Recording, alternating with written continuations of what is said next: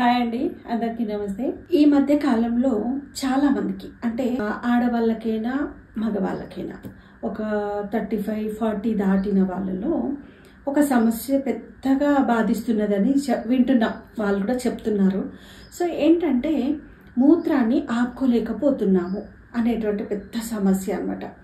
వాళ్ళంటే ఆల్వేస్ అని కాదు, వాళ్ళకి విసర్జన సమయంలో ఆపుకోలేకపోతున్నాం, బాత్రూమ్కి వెళ్ళే వరకు కూడా ఆపుకోలేకపోతున్నాము అనేటువంటి సమస్యతో బాధపడుతున్నారట. సో దానికి వైద్యుల దగ్గరికి వెళ్ళి ఆ మెడిసిన్ ఈ మెడిసిన్ అనేటివి వాడకుండా ఇంట్లోనే చిట్కాలు చాలా ఉంటాయి. సో అది ఎందుకు అవుతుందంటే మనకి నాభి కింది స్థానాన్ని ఏమంటాము, కటి స్థానం అంటారనమాట. ఆ కటి స్థానం బలహీనపడుతుంది.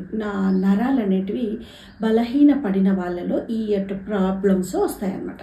అలాంటి వాళ్ళ కోసము మార్కెట్లో ఇప్పుడు గుమ్మడి గింజలు దొరుకుతున్నాయి. దాంతోపాటు పటిక బెల్లం అంటాం కదా, షుగర్ చిప్స్ కూడా ఉంటాయి అన్నమాట. అది రీఫైండ్ చేసినవి. కాకపోతే పటిక బెల్లము రీఫైండ్ కానిదనమాట, అది చాలా బాగా పనిచేస్తుందంట.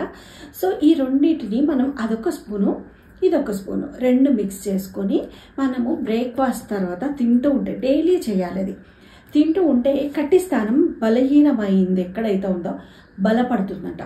సో వాళ్ళకి మూత్ర విసర్జన అనేది తరచుగా రాదు. ఇంకొకటి షుగర్ పేషెంట్స్కే మూత్ర విసర్జన తరచుగా వస్తుంటుంది అంటారు. సో మూత్ర విసర్జన వేరు, సో ఇది ఆపుకోలేకపోవడం వేరే సమస్య అనమాట. సో ఈ సమస్య నుండి వాళ్ళు కొంచెం అధిగమించాలంటే ప్రతిరోజు గుమ్మడి గింజలు ఈ నేను చెప్పినటువంటి రెమెడీని ఖచ్చితంగా పాటించండి.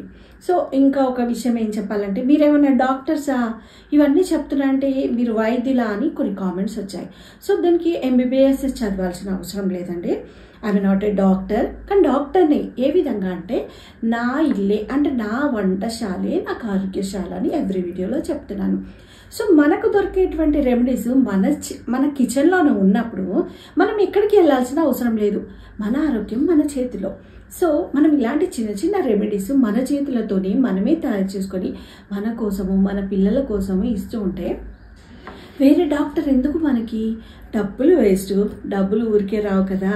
సో డబ్బులు వేస్ట్, ఆరోగ్యం మన చేతుల్లోనే ఉంటుంది. Please like, share, subscribe.